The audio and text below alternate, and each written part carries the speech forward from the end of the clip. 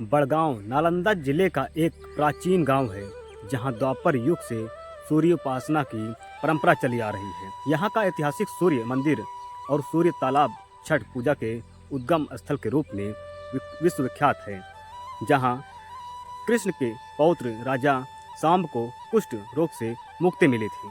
कार्तिक और चैत्र में लाखों श्रद्धालु यहाँ एकत्र होकर सूर्य व छठी मैया को अर्घ्य देकर व्रत उपवास का पालन करते हैं, जो स्वास्थ्य व समृद्धि का प्रतीक है। आइए समझते हैं और जानते हैं यहाँ के बारे में और यहाँ का ऐतिहासिक ये जो पर्व है वो किस तरीके से मनाया जा रहा है।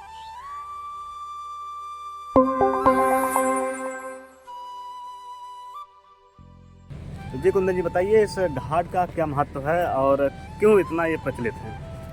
बिल्कुल, इस घाट का महत्व ये है कि बड़गांव धाम जो है वो अपने आप में एक मोहताज नहीं है जान का, क्योंकि आज से नहीं पौराणिक भगवान श्री कृष्ण के समय से यहाँ पे मेला लग रही है। और खास करके छठ पूजा जो है यहाँ का बहुत बड़ा महत्व है, क्योंकि कार्तिक और चैती छठ दोनों छठ में लाखों लाख श्रद्धालु यहाँ पे पहुँचते हैं। और वैसे आदित्य का 12 नाम है। आदित्यम प्रथम नामम, द्वितीयम तो दिवाकर, तृतीयम भास्कर, प्रथम चतुर्थम तो प्रभाकर, पंचम तो सहस्त्रांशु, षष्ठम च त्रिलोचना, सत्यम हरिश्चंद्र, अष्टम च विभावशु, नवम दिनकृत, प्रथम दशम द्वादशकम, एकादशे त्रिमूर्ति, द्वादशे सूर्य एवच। तो जिसमें अगर बात किया जाए तो बड़गांव जो है वो तृतीय स्थान में है, क्योंकि प्रथम स्थान जो है आदित्य हो गए कोणार्क उड़ीसा में, भुवनेश्वर जगन्नाथपुरी में। द्वितीयम दिवाकर जो हो गए वो देव औरंगाबाद में, और तृतीयम भास्कर जो हो गए वो बड़गांव नालंदा में हो गए।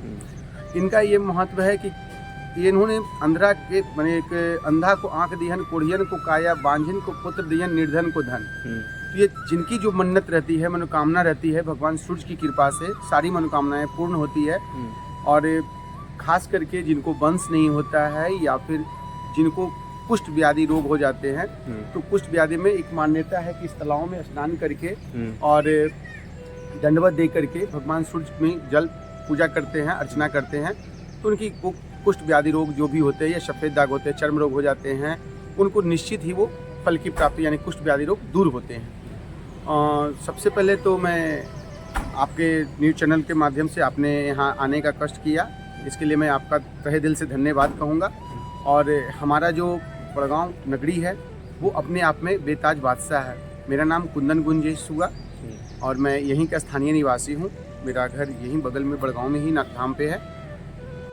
तो जैसा कि आपने देखा कि कुंदन जी इसका महत्व बता रहे थे, कुंदन से और जाने कि इसका जो आप कह रहे थे कि मतलब कि राजकीय मेला का दर्जा प्राप्त हुआ है, वो बताइए और क्या क्या महत्व है इसके और कितनी बड़ी संख्या में यहाँ भीड़ लगती है उसके बारे में। भीड़ के लिए सर अगर बात किया जाए तो पूरे बिहार प्रांत के लोग आने के साथ साथ हमारे बाहर से भी लोग आते हैं, जैसे बंगाल हो गया, झारखंड हो गया, उत्तर प्रदेश हो गए, या फिर हमारे देश के जो लोग विदेश में भी रहते हैं, यहाँ तक कि अमेरिका से भी लोग हमारे खुद घर में ही आकर के ठहरे हैं और हर एक साल छठ पूजा में ठहरते हैं। तो जितने भी लोग हैं वो सारे श्रद्धालु करीब करीब लाखों के तादाद में आते हैं।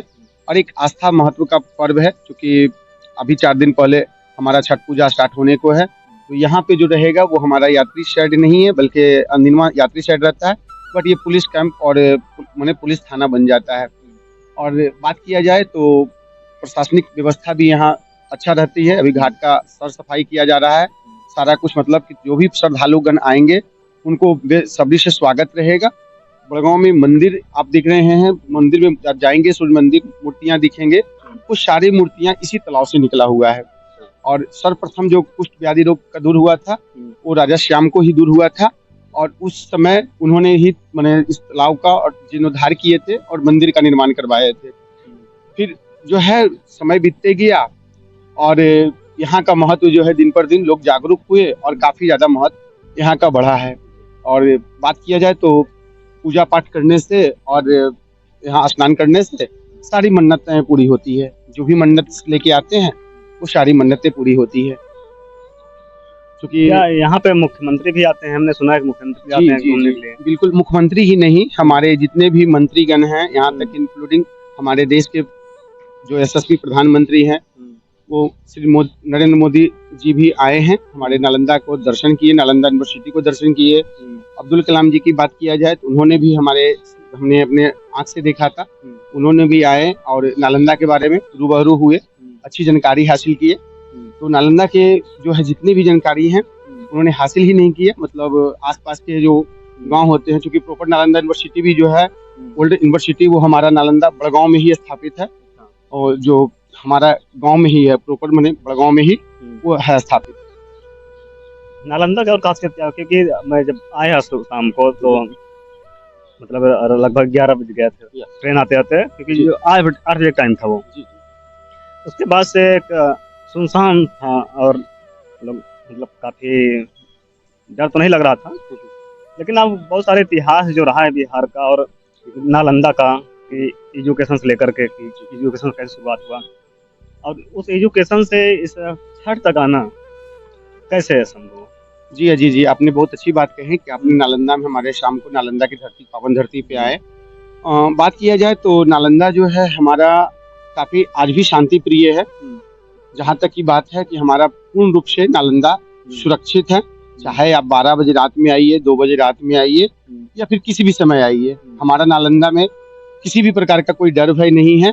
और ये ईश्वर का भी कृपा है कि हमारे स्थानीय लोग भी काफी अच्छे हैं, और बड़गांव धाम में आपको जहाँ तक जितना हो सकता है आपको हर एक चीज से सुविधा दिया जाएगा और सुख सुविधा मिलेगा ही मिलेगा। और इस बार का छठ कैसे होने वाला है?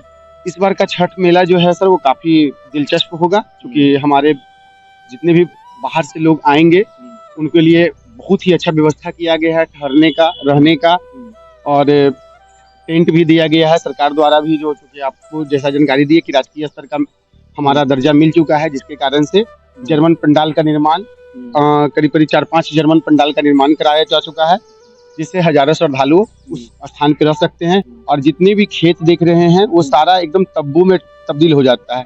मतलब जितने भी आसपास का खेत है उसमें सारे लोग उन्हें कपड़ा से और ये घेर करके सारे स्थानीय हमारे माताएं बहनें रहती हैं और छठ पूजा का अर्घ्य देते हैं। 4 दिन का जो हमारा मेला है, 4 दिन का मेला काफी सुंदर तरीका से किया जाता है। और जितनी भी माने पुरानी संझत जिसको बोलते हैं दाल कद्दू, पुरानी संझत से लेकर के पारन तक का हर एक तरह से सुविधा यहाँ पर दिया जाता है, प्रशासन के द्वारा भी और स्थानीय लोगों के द्वारा भी। प्लस जो श्रद्धालु आते हैं तो वो अपने जो भी चीज लेके आते हैं उनको हर एक तरह से सुविधा दिया जाती है।